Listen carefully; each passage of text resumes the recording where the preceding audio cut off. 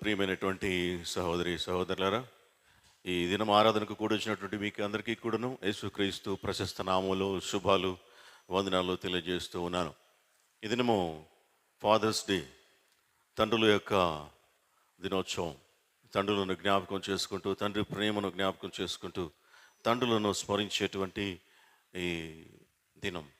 కాబట్టి ఈ దినం మనము తండ్రుల గురించినటువంటి అంశాలను ధ్యానం చేద్దాం. మనము చదువుకున్నటువంటి లేఖన భాగం ఎఫెసీయులకు రాసిన పత్రిక 6వ అధ్యాయము. ఎఫెసీయులకు రాసిన పత్రిక అపొస్తలుడైన పౌలు 6వ అధ్యాయము మొదటి 4 వచనాలు మనము చదువుకున్నాం. తండ్రిని గురించి బైబిల్ గ్రంథంలో చాలా ఉన్నతంగా గొప్పగా వ్రాయబడి ఉంది.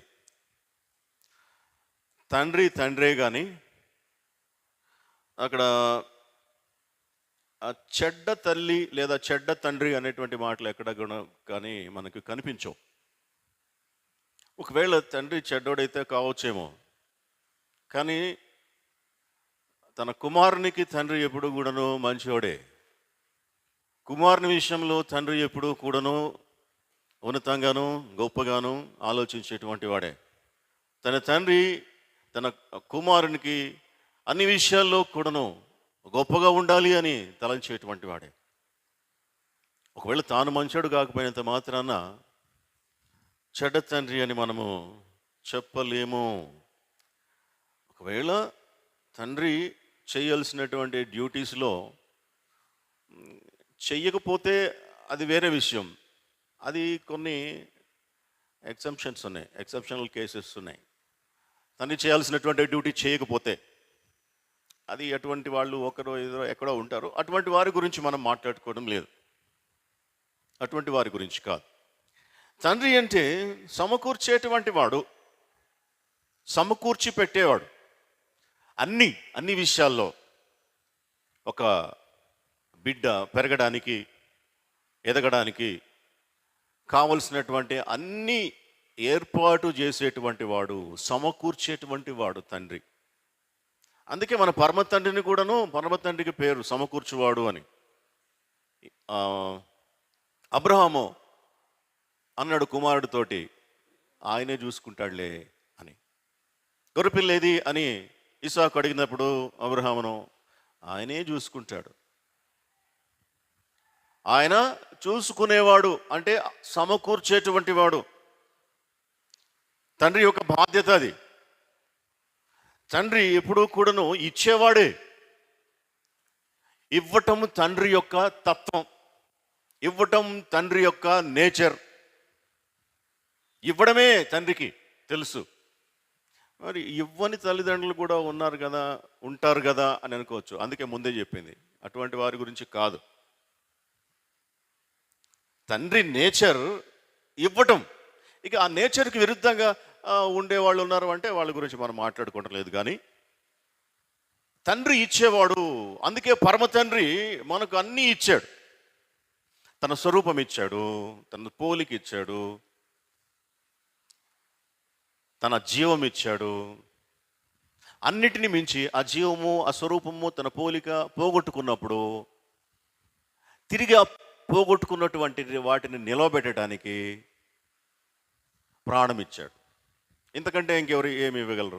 ఒక తండ్రి ఇంతకంటే తన బిడ్డకు ఏమి ఇవ్వలేడు. ప్రాణం ఇచ్చాడు దేవుడు, తండ్రి. అందుకే తండ్రి అన్నది ఆయన. కాబట్టి ఇచ్చేటువంటిది గుణం, లక్షణం తండ్రిది. ఆ తండ్రి లక్షణమే మన తండ్రులు కూడాను పుణికిపుచ్చుకొని పొందుకొని తన బిడ్డలకు ఇవ్వాలి, ఇస్తూ ఉన్నారు. అది ఎక్కడి నుండి వచ్చింది? పరమ తండ్రి నుండి వచ్చింది. ఇచ్చే గుణం, పెట్టే గుణం, సమకూర్చే గుణం. Father is a provider. అన్నీ ప్రొవైడ్ చేసేటువంటి వాడు. ఇప్పుడు భూమిని, ఆకాశంను, అందులో ఉన్నటువంటి సమస్తమును, అన్ని నీళ్లు, పక్షులు, జంతు అన్నీ చేసిన తర్వాత మనిషిని చేసిండు. ఎందుకు? ఇవన్నీ మనిషి కావాలి అని. అది తండ్రి యొక్క తత్వం. అన్నీ సమకూర్చిన తర్వాత అప్పుడు మనిషిని చేశాడు. కారణం, నా బిడ్డకు నా కుమారుడు కుమార్తెకు ఇవి అవసరం కాబట్టి అన్నిటినీ ముందు సమకూర్చి ఆ తర్వాత వాళ్ళని తీసుకొచ్చి అక్కడ పెట్టాడు. తండ్రి ప్రేమను వర్ణించలేము, తండ్రి ప్రేమను కొలవలేము. ఒకవేళ తండ్రి అంతగా ప్రేమించినట్టుగా కనపడకపోవచ్చు, కరెక్టే. ఎందుకంటే తండ్రికి ఉండేటువంటి బాధ్యతలు, తండ్రికి ఉండేటువంటి ప్రెషర్స్ మామూలుగా ఉండవు. ఒక కుటుంబం నడిపేటువంటి తండ్రికి అనేక రకాల ఒత్తిడులు ఉంటాయి, బయట నుండి, ఇంట్లో నుండి, ఆర్థికంగా, సామాజికంగా, అన్నిటినీ కూడా నువ్వు బ్యాలెన్స్ చేసుకుంటూ ఉండేటువంటి క్రమంలో కొన్నిసార్లు ఆయన ప్రేమ బయటికి కనపడకపోవచ్చు. అంత మాత్రం చేత తండ్రి ప్రేమ లేదు అని మనము చెప్పలేము. మనకు సమకూర్చేటువంటి క్రమంలో ఆయన కొంచెం బిజీగా ఉంటాడు. అంత మాత్రం చేత తండ్రికి ప్రేమ లేదు అని కాదు. తండ్రి భారం మోసేటువంటి వాడు. నీ భారం, నా భారం, కుటుంబ భారం మోసేటువంటి వాడు.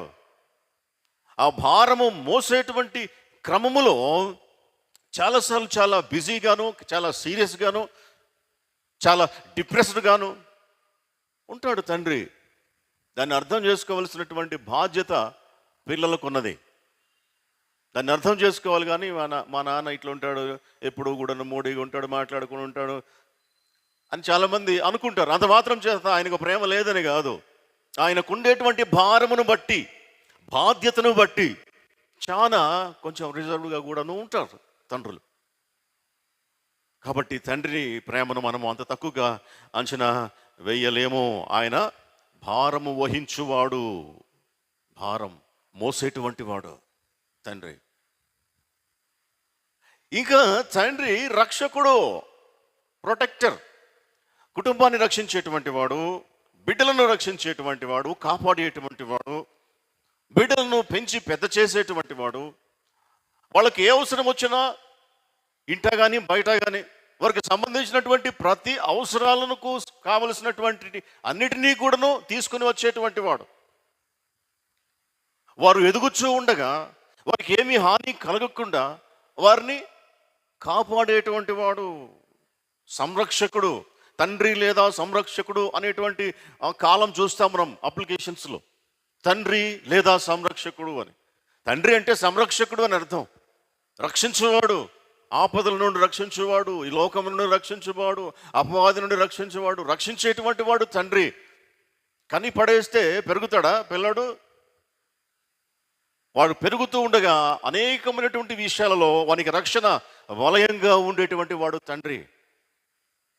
తండ్రి సమకూర్చేటువంటి వాడు, తండ్రి భారం మోసేటువంటి వాడు, తండ్రి రక్షించేటువంటి వాడు, తండ్రి జీవమిచ్చేటువంటి వాడు, లైఫ్. ఇది మనం చాలాసార్లు చెప్పుకున్నాం ఈ విషయం. మనలో ఉన్న జీవము ఎక్కడ నుండి వచ్చింది? తండ్రి నుండి వచ్చింది. మనలో ఉన్నటువంటి జీవానికి ఆధారం మన తండ్రి. తల్లి 9 నెలలు మోస్తుంది. 9 నెలల తర్వాత తల్లి ఈ లోకంలోనికి మనల్ని తీసుకుని వస్తుంది. ఎక్కడి నుండి తీసుకుని వస్తుంది? కడుపులో నుండి. కడుపులో బీజం నాటింది, కడుపులో బీజం వేసింది ఎవరో. ఆ బీజంలో లైఫ్ ఉంటుంది. లైఫ్ అనేటువంటిది తండ్రి నుండి సంక్రమించుకునేటువంటి అంశం. అందుకే జీవానికి, జీవాధారానికి మూలం తండ్రి. అందుకే దేవునికి పేరు ఏమని? జీవాధిపతి. తండ్రి అనేటువంటి దేవునికి ఏం పేరు? జీవానికి అధిపతి. జీవానికి, జీవితానికి మూలం తండ్రి. ప్రాణం అక్కడి నుండే వస్తుంది. ప్రాణము తల్లి గర్భంలోనికి తండ్రి నుండే వస్తుంది. అందుకే బైబిల్ భాషలో మత్తయి సువార్త 1వ అధ్యాయం 1వ వచనం నుండి చూస్తే ఏమని ఉంటుంది అక్కడ? ఎవరు కన్నారు? అబ్రహాము ఇస్సాకును కానేను, ఇస్సాకు యాకోబును కానేను. ఇదేంటిది? కనేది ఆడవాళ్ళు కదా, మనకు తెలిసినంత వరకు ఆడవాళ్ళు కంటారు కదా. కానీ బైబిల్ పరిభాషలో ఎందుకు అట్లా రాయబడింది? అబ్రహాం కన్నాడు అని చెప్పి రాయబడింది. అంటే మూలం, కనడానికి మూలం, జీవానికి ఆధారం తండ్రి. అందుకే అబ్రహాము ఇస్సాకును కనెను, ఇస్సాకు యాకోబును కనెను అని చెప్పి రాయబడింది. ఇప్పుడు బైబిల్ ప్రకారంగా కనేది ఎవరు? తండ్రి. ఎందుకు అంటే తండ్రి నుండే జీవం వస్తుంది. ఇప్పుడు మట్టి చేశాడు, మట్టితో బొమ్మ చేశాడు దేవుడు ఆది కాండంలో. తండ్రి, మన తండ్రి. ఆయన చేసిన తర్వాత ఏం చేశాడు? వాని నాసికారంధ్రములో జీవాన్ని ఉంచాడు. నరుని నాసికారంధ్రములలో జీవవాయువును తండ్రి అయినటువంటి దేవుడు ఊదగా నరుడు జీవాత్మాయను. జీవం ఎక్కడ నుండి వస్తుంది? తండ్రి నుండి వస్తుంది. తండ్రి మనలను కన్నాడు. అది మన పరమ తండ్రి మనలను కన్నాడు. సకల శరీరులు కూడాను పరమ తండ్రి నుండి ఉద్భవించినటువంటి వారే. మనమందరము కూడాను మన తండ్రి నుండి ఉద్భవించినటువంటి వారమే. మనలో ఉన్నటువంటి జీవం మన తండ్రి ఇచ్చినటువంటి జీవం. కాబట్టి యేసుప్రభు ఏమన్నాడంటే 14:6 యోహాను సువార్తలో, నేనే జీవమును అన్నాడు. నేనే జీవమును. ఇప్పుడు దేవుడు జీవం ఇచ్చింది ఆయన, జీవాధిపతి ఆయన. ఆయనే ఈ లోకంలోనికి వచ్చి ఏమంటున్నాడంటే నేనే జీవమును, జీవాధారమును. కాబట్టి ఆ తండ్రిని నేనే అని అర్థం. అక్కడ ఫిలిప్ అడుగుతాడు, ప్రభువా, అదే 14వ అధ్యాయంలో యోహాను సువార్త, మాకు తండ్రిని చూపించు, మాకు అంతే చాలు అంటాడు. ఫిలిప్ అడుగుతాడు, శిష్యుడైనటువంటి ఫిలిప్. అప్పుడు యేసు ప్రభు ఇచ్చినటువంటి సమాధానం ఏంది? ఫిలిప్పు, నేను ఇంతకాలం మీ మధ్యన ఉంటే ఇంకా నువ్వు మళ్ళీ క్రొత్తగా మాకు తండ్రిని చూపించు అని అడుగుతున్నావే? ఇంతకాలం నుండి నన్ను నువ్వు చూస్తూనే ఉన్నావు, గుర్తుపట్టలేదా? అంటే ఆయన ఉద్దేశం ఏంది? నన్ను చూచిన వాడు తండ్రిని చూచినట్లు. ఆయన తండ్రి స్వరూపము, పోలిక. ఆయనే తండ్రి. నరావతారంలోనికి వచ్చినటువంటి తండ్రి ఆయన. నేనే ఆయనను చాలాసార్లు చెప్పాడు అన్నమాట, నేనే ఆయన్ను. కాబట్టి తండ్రి జీవాధిపతి. అందుకే యేసు ప్రభు నేనే జీవాన్ని అన్నాడు. అపొస్తలుల కార్యములు 3:15లో అంటాడు, మీరు జీవాధిపతిని సిలువ వేసి చంపారు, అయినప్పటికీ మరణం ఆయన పట్టి ఉంచుట అసాధ్యం కనుక దేవుడు ఆయన మృతులలో నుండి లేపాడు. ఎవరు యేసు ప్రభు ఎవరు? జీవాన్ని నేను అన్నాడు. అదే సమయంలో లేఖనం ఆయన గురించి ఏమి తెలియజేస్తూ ఉంది? జీవాధిపతి, జీవానికి అధిపతి. కాబట్టి మనలో ఉన్నటువంటి జీవం మన తండ్రిది. అందుకే ఆయనను నిత్యము స్మరించుకోవాలి. ఎందుకు? తండ్రి మనకు ఉన్నటువంటి జీవం అయింది కాబట్టి. మనం జీవించుచున్నాము, చలించుచున్నాము, ఉనికి కలిగి ఉన్నాము అంటే కేవలము కూడాను ఆ తండ్రి మనకి ఇచ్చినటువంటి ప్రాణం, జీవం, పోలిక, స్వరూపం, ఇవన్నీ కూడాను ఆయన మనకు ఇచ్చినటువంటివి కనుక ఆయనను మనము అనునిత్యము స్మరించుకోవాలి. అంత మాత్రమే కాక మనకు ఈ జన్మనిచ్చినటువంటి, ఈ శారీరక జన్మనిచ్చినటువంటి తండ్రులను కూడాను ఈ లోకంలో మనము బ్రతికి ఉన్నంత కాలము వారిని గౌరవించాలి, ప్రేమించాలి, ఆదరించాలి. వారిని నిర్లక్ష్యము చేయకూడదు. తండ్రిని నిర్లక్ష్యము చేయకూడదు. ఇది దేవుని వాక్యానికి బద్ధ విరుద్ధం. తండ్రిని నిర్లక్ష్యం చేయటం చాలా భయంకరమైనటువంటి పాపం. మామూలుగా ఉండదు. తండ్రిని నిర్లక్ష్యం చేస్తే దానికి వచ్చేటువంటి పర్యవసానం లేఖనములలో. అయితే అంత్యకాలంలో అపాయకరమైనటువంటి అంత్య దినాల్లో మనుషులకు ఉండేటువంటి అనేకమైనటువంటి చెడ్డ లక్షణాలలో ఒక లక్షణం ఏంటిది? తండ్రులను సరిగా చూసుకోకపోవడం. 2 తిమోతి 3:1-2 చదవండి ఒకసారి. తిమోతికి రాసిన పత్రిక 2 తిమోతి 3వ అధ్యాయం 2:1. అంత్య దినములలో అపాయకర కాలములు వచ్చును అని తెలుసుకొనుము. ఓ తిమోతి, పౌలు రాస్తున్నాడు. అంత్యకాలంలో అపాయకరమైనటువంటి కాలంలో ఏ విధంగా ఉంటుంది సొసైటీ అంటే, అంత్య దినములలో మనుషులు స్వార్థప్రియులు, ధనాపేక్షులు, బింకములాడువారు, అహంకారులు, తల్లిదండ్రులకు అవిధేయులు. చాలు, ఇంకా చాలా ఉన్నాయి, మనకు కావాల్సింది అది కాబట్టి అక్కడ దాకా చదువుకున్నాం. తల్లిదండ్రులకు అవిధేయత చూపించటం అంత్యకాల సంభవాలలో ఒక లక్షణం, చెడ్డ లక్షణం. అపాయకరమైనటువంటి దినాలలో ఉన్నటువంటి మనుష్యులు బింకములాడువారు, అబద్ధికులు, ధనాపేక్షులు, అహంకారులు, స్వార్థప్రియులు, ఆ లెక్కను చెబుతూ తల్లిదండ్రులకు అవిధేయులు. అంటే ఇది ఏమి మామూలు చిన్న తప్పు, చిన్న పాపం అని కాదు అర్థం. వీటన్నిటి మధ్యలో ఈ తల్లిదండ్రులకు అవిధేయులు అనేటువంటి మాటను రాశాడు అంటే ఇవన్నీ కూడా ఒకే కేటగిరీకి చెందినటువంటి పాపాలు. ఇవన్నీ కూడా ఒకే విధమైనటువంటి పాపాలు. ఇవన్నీ కూడా తండ్రి అయినటువంటి దేవుడి నుండి దూరంగా తీసుకునేటువంటి పాపాలు. ఇవన్నీ తండ్రి ప్రేమ నుండి పక్కకు నడిపించేటువంటి పాపాలు ఇవి. అవిధేయత, తల్లిదండ్రులకు అవిధేయులుగా ఉండటం అనేటువంటిది దేవునికి అసహ్యకరమైనటువంటి పాపం.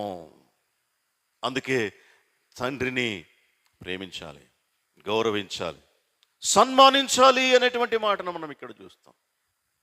సన్మానించాలి. పిల్లలారా, ప్రభునందు మీ తల్లిదండ్రులకు విధేయులై ఉండుడి. ఇది ధర్మమే, ఇది ధర్మం, ఇది విధి. ఇది ఆనాడు ఇశ్రాయేలీయులకు చెప్పాడు, ఈనాడు మనకు కూడా చెప్తూ ఉన్నాడు. తల్లిదండ్రులకు విధేయులై ఉండటం ధర్మం, ఇది మీ బాధ్యత.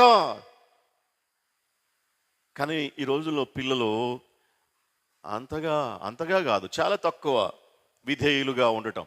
అదేమంటే మాకు ఇండివిజువాలిటీ లేదా, మాకు స్వేచ్ఛ లేదా, మాకు స్వతంత్రం లేదా, మా డెసిషన్స్ మేము తీసుకోవద్దా అంటున్నారు కదా సొసైటీలో పిల్లలు. ఇదే అనే తల్లిదండ్రులతో చాలా విచారకరం. అంటే ఏమవుతోంది ఇక్కడ? అంత్యకాలం ఇది. అంత్యకాలం కాబట్టి ఏమవుతున్నారు? తల్లిదండ్రుల నుండి డివేట్ అయిపోతూ ఉన్నారు. అంత్యకాలంలో దేవుడు చెప్పినటువంటి సంభవాలలో ఒకటి అవిధేయత. ఇది చెయ్యి అంటే చెయ్యరు, ఇది చెయ్యొద్దు అంటే చేస్తారు. అది నుండి అదే తత్వం మనుషులకి. ఆ తత్వం వలనే మనిషి దేవుని సన్నిధి నుండి పడిపోయింది. అవిధేయత పాపం, విధేయులు కాని తత్వం. అదే సమస్య లోకంలో. అపవాది కూడాను విధేయత చూపించడానికి ఇష్టం లేక దేవుని సన్నిధిలో నుండి పడిపోయాడు. అవిధేయత పాపం చాలా చాలా కష్టతరమైనటువంటి పాపం ఇది. అవిధేయత, తల్లిదండ్రులకు అవిధేయులు, అది చాలా విచారకరం. అవిధేయులు. నీకు మేలు కలుగునట్లు, నీకు మేలు కలగాలంటే, నీకు మంచి జరగాలి అంటే, ఈ లోకంలో నీవు సంతోషమైనటువంటి జీవితం గడపాలి అంటే నీ తండ్రిని నీ తల్లిని సన్మానింపుము. అప్పుడు నీవు ఏమవుతావు అంట? దీర్ఘాయుష్మంతుడు అవుతావు. భూమి మీద నువ్వు దీర్ఘాయుష్మంతుడు అవుతావు. దేవుని యొక్క వాక్యాన్ని నెరవేర్చినటువంటి వాడు అవుతావు. అది నీకు ఆయుష్కాలాన్ని ఇస్తుంది, సుఖముతో జీవించు సంవత్సరాలను ఇస్తుంది. ఎప్పుడు విధేయుడిగా ఉన్నప్పుడు. తండ్రికి కుమారుడు కుమార్తె విధేయుడిగా ఉన్నప్పుడు దేవుడు యొక్క ఆశీర్వాదము వారి మీద ఉంటుంది. దేవుడు ఆశీర్వదిస్తాడు. అది ఆల్రెడీ ఫిక్స్డ్ ప్రోగ్రామ్. అది ఇచ్చేసాడు. అది ఏమని ఇచ్చాడు? ఎవడైనా కానీ తండ్రిని తల్లిని సన్మానిస్తే వానిని నేను ఆశీర్వదిస్తాను. అయిపోయింది, ఇచ్చేసాడు ఆల్రెడీ. తండ్రిని ఎదిరించి తల్లి మాట వినకుండా ఉంటే కూడాను ఒక ప్రోగ్రాం రాయబడింది. వారి కొరకు కూడాను వేరేది ఉంది. కాబట్టి తల్లిని తండ్రిని సన్మానించటం అనేటువంటిది దేవుని యొక్క ఆశీర్వాదాన్ని పొందుకునే ప్రక్రియలో ఒక భాగం. నువ్వు దీర్ఘాయుష్మంతుడు అవుతావు. ఇది వాగ్దానములతో కూడినటువంటి ఆజ్ఞలలో మొదటిది అన్నాడు. ఇప్పుడు ఆజ్ఞలు ఉన్నాయి. ఆజ్ఞలలో రెండు రకాలు ఉన్నాయి. రెండు రకాల ఆజ్ఞలు ఉన్నాయి. ఒకటి వాగ్దానముతో కూడినటువంటి ఆజ్ఞ. అది ఇప్పటికీ ఎప్పటికీ ఎప్పటికైనా కానీ అట్నే ఉంటుంది, పర్మనెంట్గా ఉంటుంది. భూమి పుట్టిన దగ్గర నుండి వాగ్దానముతో కూడినటువంటిది.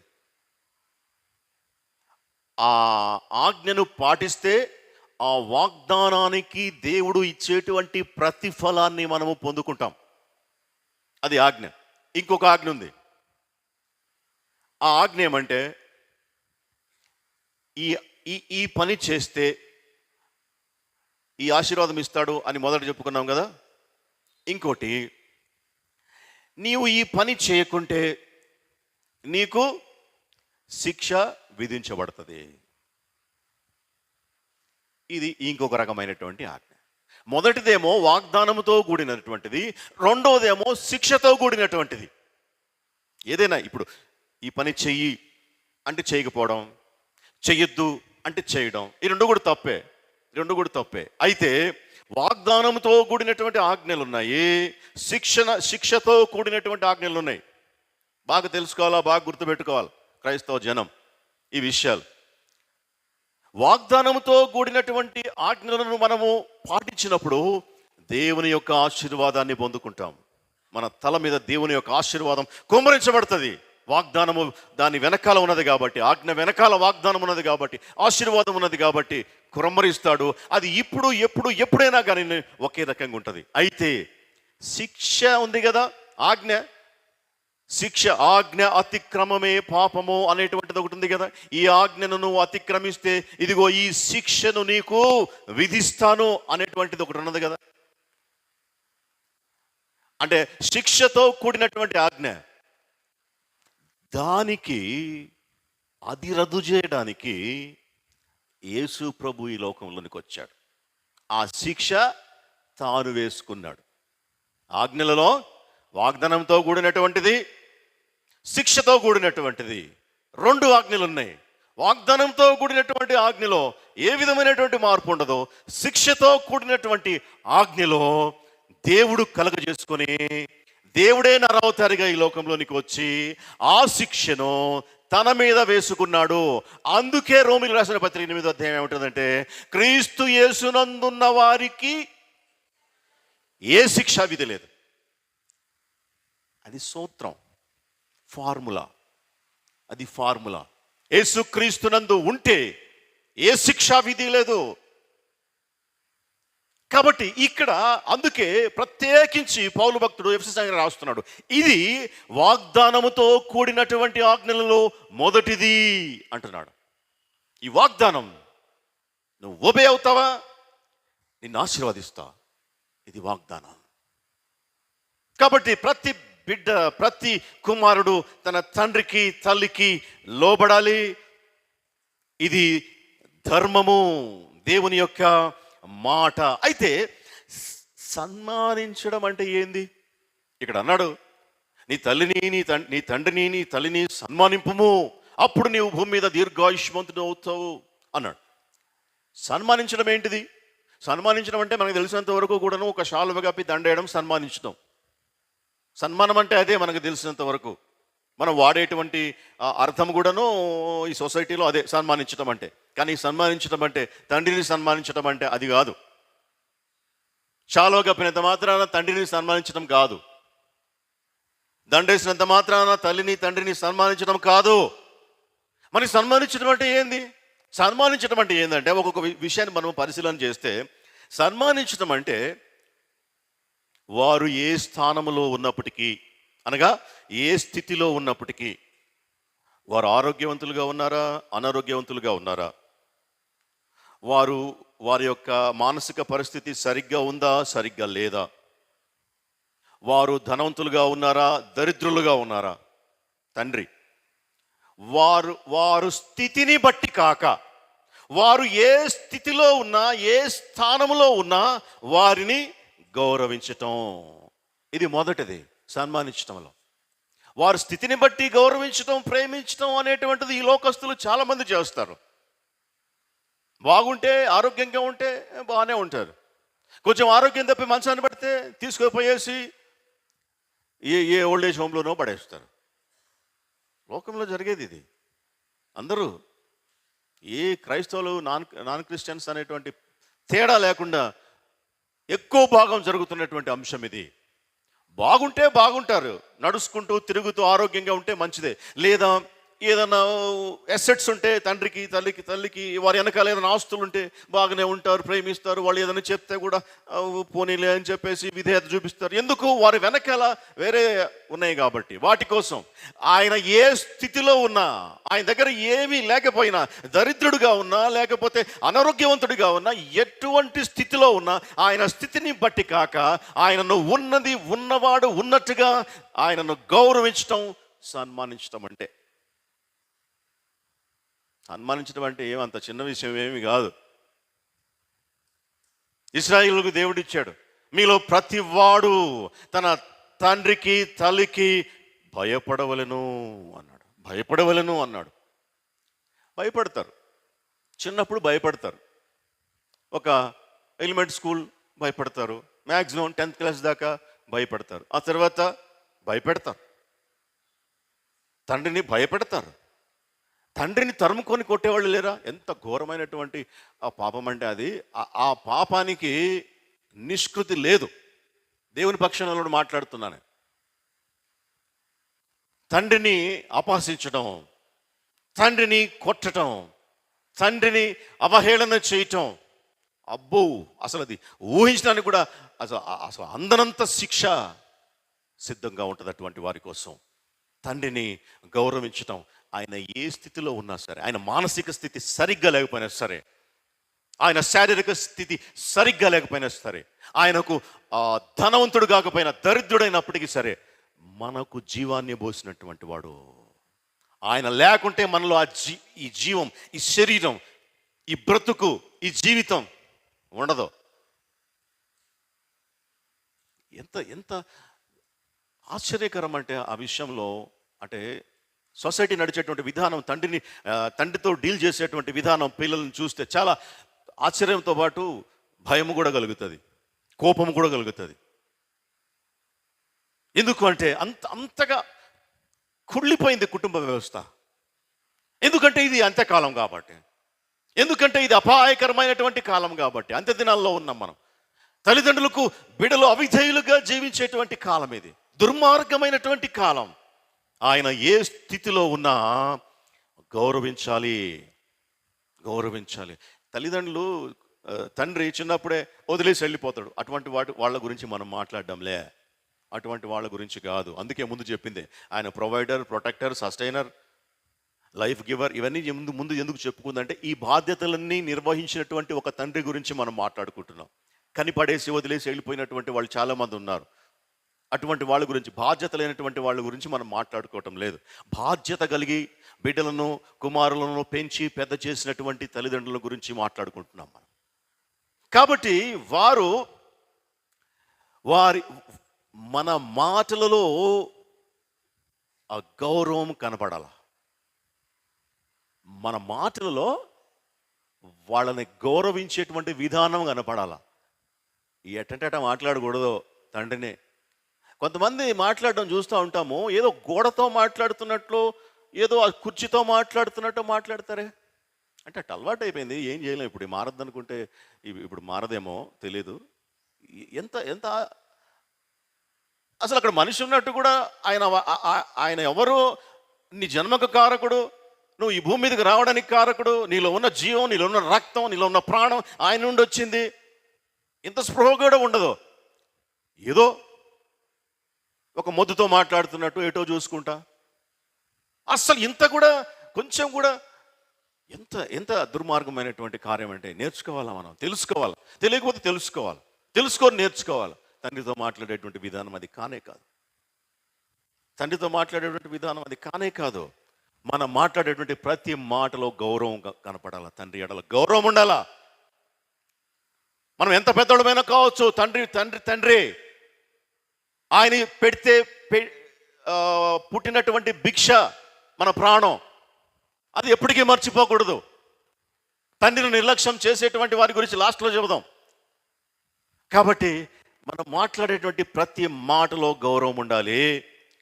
మన బాడీ లాంగ్వేజ్, మన ప్రవర్తన, మన హావభావాలు, వీటిల్లో కూడా గౌరవం కనపడాలి. మన బాడీ లాంగ్వేజ్లో కూడా తల్లిదండ్రులతో మాట్లాడేటప్పుడు, ముఖ్యంగా తండ్రితో మాట్లాడేటప్పుడు చాలా నమ్రత, వినయం ఉండాలి. లేదనుకోండి, లేవు అట్లా అనుకోండి, ఒకవేళ లేకపోతే ఈ దినం నుండి ఆ విధంగా ఉండడానికి ప్రయత్నం చెయ్యాల. లేదు అంటే రెడ్ మార్క్ పడుతుంది దేవుని రిజిస్టర్లో. నీ తల్లిదండ్రులను సన్మానించలేదు, నీ తల్లిదండ్రులను గౌరవించలేదు, గౌరవంగా మాట్లాడలేదు, నీ గురించి రికార్డ్ చేయబడుతుంది.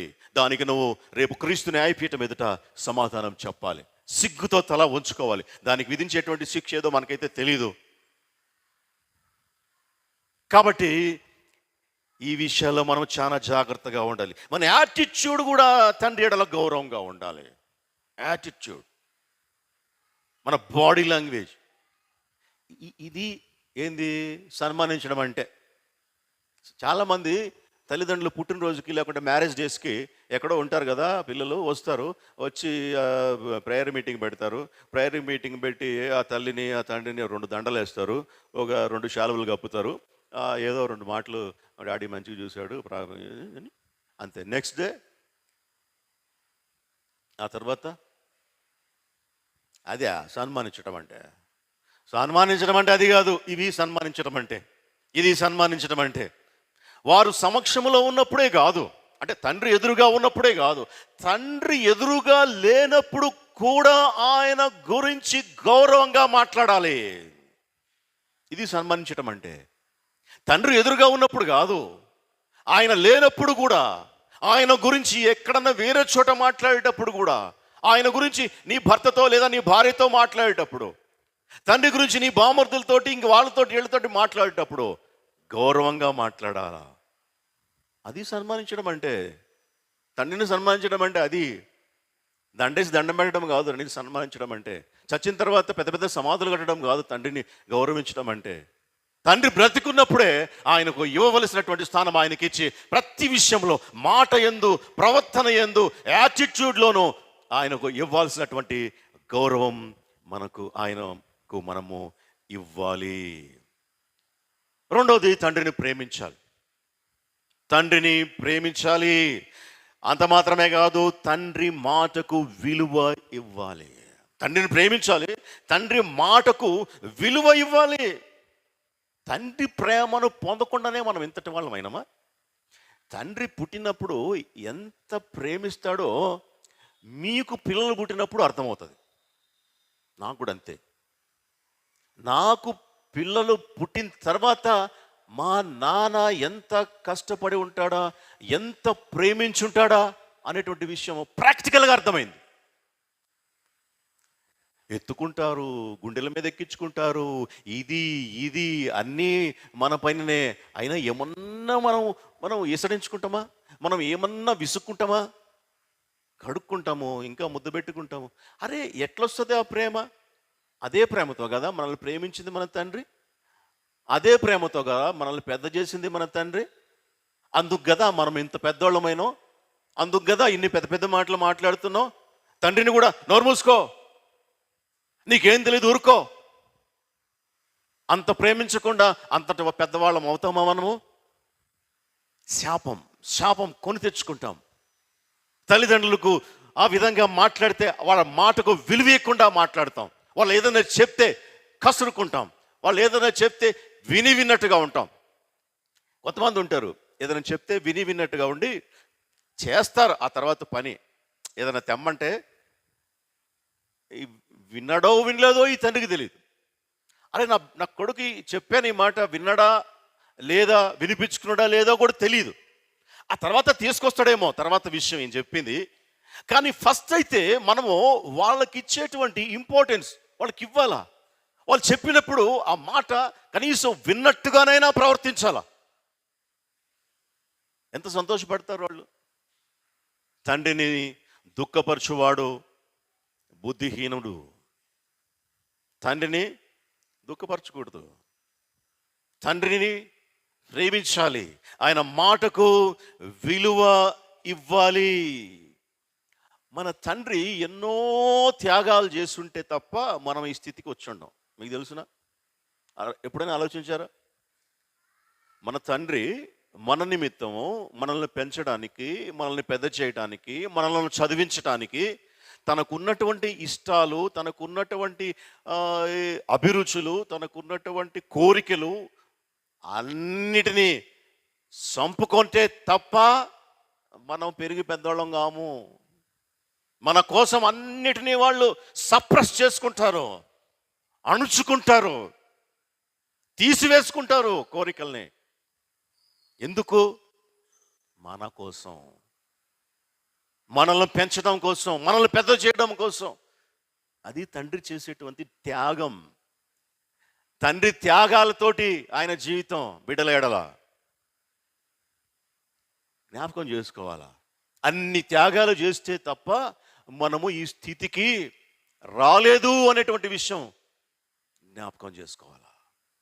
జ్ఞాపకం ఇప్పుడు తండ్రి లేడు, ఇప్పుడు జ్ఞాపకం చేసుకొని ఏం చేద్దాం? ఇప్పుడు తండ్రి లేకపోవచ్చు, ఒకవేళ జ్ఞాపకం చేసుకొని పరమ తండ్రిని అడగాల.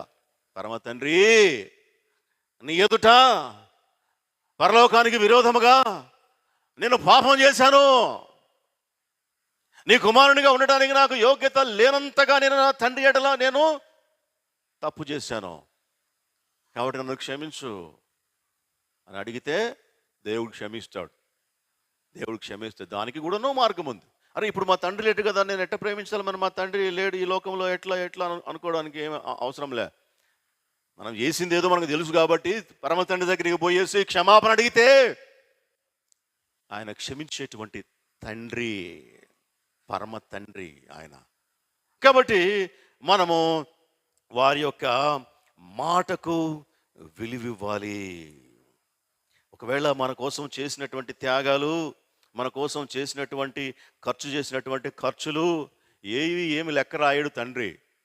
మనల్ని చదివించడానికి, మనల్ని పెంచి పెద్ద చేయడానికి, మనకు ఉద్యోగం రావడానికి వాళ్ళు ఆస్తులు అమ్ముకొని ఉంటారు, ఇల్లు అమ్ముకొని ఉంటారు, ఆరోగ్యం పోగొట్టుకొని ఉంటారు. ఇప్పుడు ఆఫీస్లో పనిచేయడమే కాదు కదా, చాలా కష్టపడి పనిచేసే తల్లిదండ్రులు కూడా ఉంటారు. ఎవరి కోసం? పిల్లల కోసం. వారి వయస్సు, వారి కండలు, వారి ఆరోగ్యం కరిగిస్తారు, ఎండకు కరిగిపోతారు. దేనికి? నువ్వు బాగుండడం కోసం, నిన్ను చదివించడం కోసం, నిన్ను పెంచి పెద్ద చేయడం కోసం. అవి ఏమి రికార్డ్స్ ఉండవు వాటికి, అవేమి లెక్కలు రాయరు తల్లిదండ్రులు. నిన్ను పెంచాను, ఇదిగో ఇంత ఖర్చు అయిందని రాయరు. రాయకపోయినంత మాత్రాన్ని వాటిని మనం మర్చిపోవడం అనేటువంటిది జరగకూడదు. చిన్నప్పుడు తల్లిదండ్రులు అంటే మనకు వాళ్ళే కదా ఫస్ట్ ఫ్రెండ్స్, ఫస్ట్ టీచర్స్. తల్లిదండ్రి వాళ్ళ నుండే మనం మాటలు నేర్చుకుంటాం, వాళ్ళ నుండే మనం నడక నేర్చుకుంటాం. మన హావభావాలు, మన యొక్క రెస్పాన్స్, మన యొక్క అన్నీ కూడా వారి నుండి మనం నేర్చుకుంటాం. చిన్నప్పుడు తండ్రి మనకు ఒక పెద్ద హీరో. మా నాన్నకు అన్నీ తెలుసు, మా నాన్నకు అంతా తెలుసు, అన్నీ చేస్తాడు, మా నాన్నకు తెలియంది లేదు, మా నాన్నకు చెయ్యింది లేదు అనేటువంటి ఆలోచనతో పెరుగుతారు ప్రతి పిల్లాడు కూడా. కానీ పెద్దవాళ్ళు అయిన తర్వాత ఏమంటారు? పెద్దవాళ్ళు అయిన తర్వాత వాళ్ళు ముసళ్ళు అవుతారు. ఇప్పుడు వీళ్ళు ఏమంటారు? మా తండ్రిదంతా చాదస్తం, మా తండ్రిదంతా అవివేకం, మా నాన్నంతా చాదస్తపు మాటలు, అవివేకపు మాటలు, తెలియలేని మాటలు మాట్లాడుతూ ఉంటాడు. గట్టిగా వాళ్ళని కసిరించటం, గట్టిగా వాళ్ళని గదమడం, ఊరుకో అని చెప్పడం, నీకు తెలియదులే ఊరుకో అనడం, వృద్ధుని గద్దింపక అనేటువంటి మాట రాస్తాడు తిమోతికి పౌలు. 2 తిమోతి 5:1 వృద్ధుని గద్దింపొద్దు, అతను ఎవరైనా కానీ వృద్ధుని గద్దింపగాని తండ్రిగా భావించి అనేటువంటి మాట. అదే తండ్రి అయితే ఒక సాటి వృద్ధుడినే గద్దించొద్దు అని చెప్పేసి లేఖనం చెప్తుంటే మరి తండ్రిని గద్దించమంది ఉంటుందా బైబిల్లో? మనము ఎన్ని తెలివిలేని మాటలు చిన్నప్పుడు మాట్లాడినా ఆ మాటల్ని నవ్వుకొని ఉంటాడు. ఎన్ని పిచ్చి పిచ్చి మాటలు మాట్లాడినా ఆ మాటలు విని ముదులు పెట్టుకొని ఉంటాడు తండ్రి. అటైతేనే మనం పెరిగి పెద్దవాళ్ళం అవుతాం. ఇప్పుడు దాకా ఎన్ని చెత్త మాటలు, ఎన్ని చొప్పదంటు ప్రశ్నలు వేసినా ఓపిగ్గా సమాధానం చెప్పే ఉంటాడు. లేకుంటే మనం ఇంత పెద్దవాళ్ళం కాము. మనం పెద్దవాళ్ళం అయిన తర్వాత ఇక వాళ్ళు ఏదన్నా కొంచెం వయసును బట్టో, అనారోగ్యాన్ని బట్టో, ఇదేని బట్టో కొంచెం ఒక విషయం 2-3 సార్లు చెప్తే విసుక్కోవటం, గద్దించటం, కసరించటం, చాదస్తంగా అనిపిస్తాయి వారి మాటలు. ఇది చాలా విచారకరం.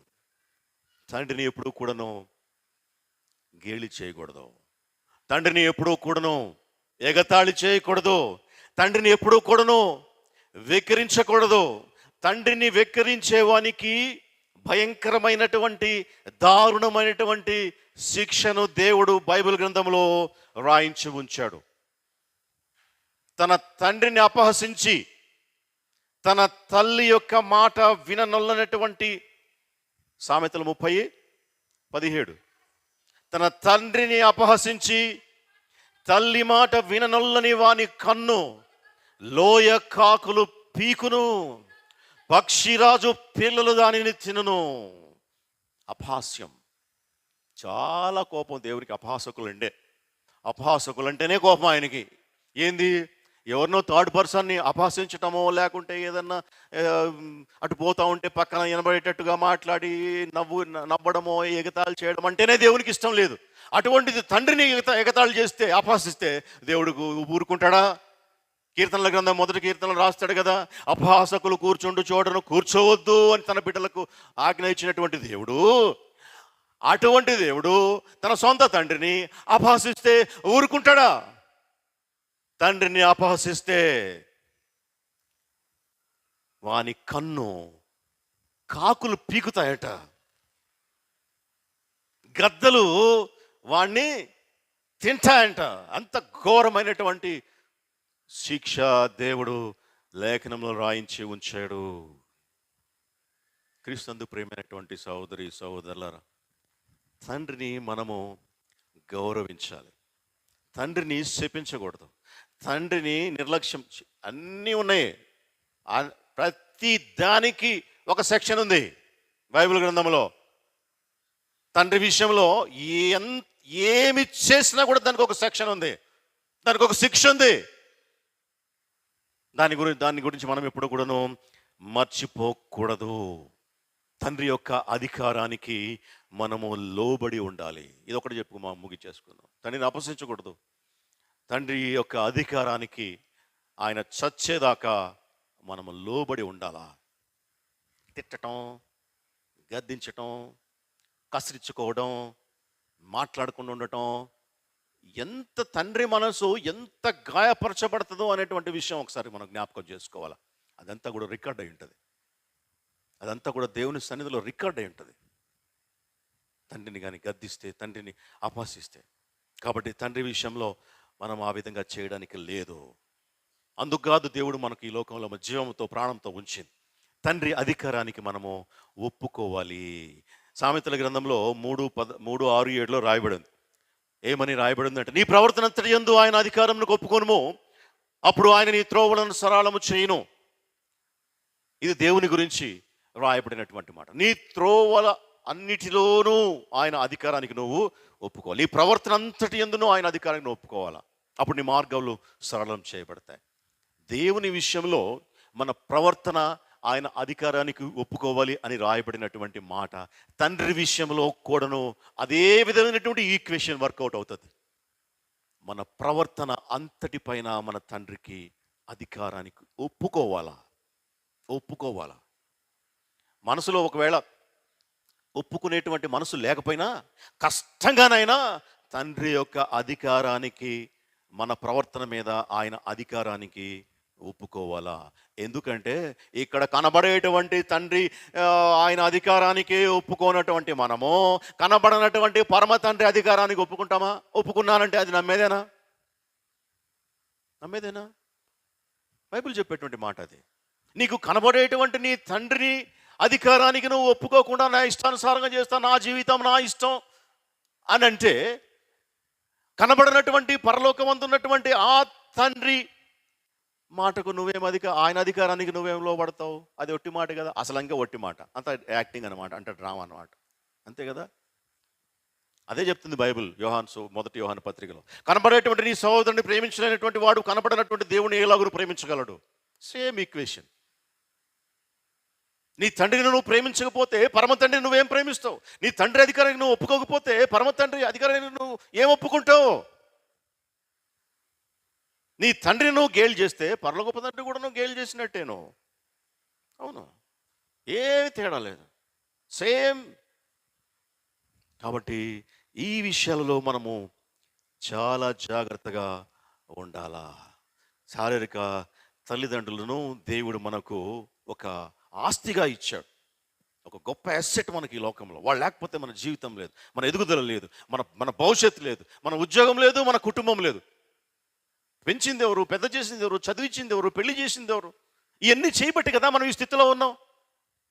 వారిని నిర్లక్ష్యం చేస్తే ఎంత ఘోరం, ఎంత అన్యాయం, ఎంత అక్రమం చేసేటువంటి వారిని దేవుడు ఉపేక్షించడు. ఆయన అధికారాన్ని మనం అపహాస్యం చేయకూడదు, ఆయన అధికారానికి మనము ఒప్పుకోవాలి. పిల్లలారా, ప్రభువునందు మీ తల్లిదండ్రులకు విధేయులైనుడి, ఇది ధర్మము. వాగ్దానములతో కూడినటువంటి ఆజ్ఞలలో మొదటిది నీ తండ్రిని ఈ తల్లిని నీవు సన్మానించాలి. కాబట్టి ఈ తండ్రుల దినోత్సవం మనం మరొకసారి జ్ఞాపకం చేసుకుందాం. తండ్రులు ఉన్నవాళ్ళు ధన్యులు, తండ్రులు ఇంకా బ్రతికున్నటువంటి వారు ఆశీర్వదించబడినటువంటి వాళ్ళు.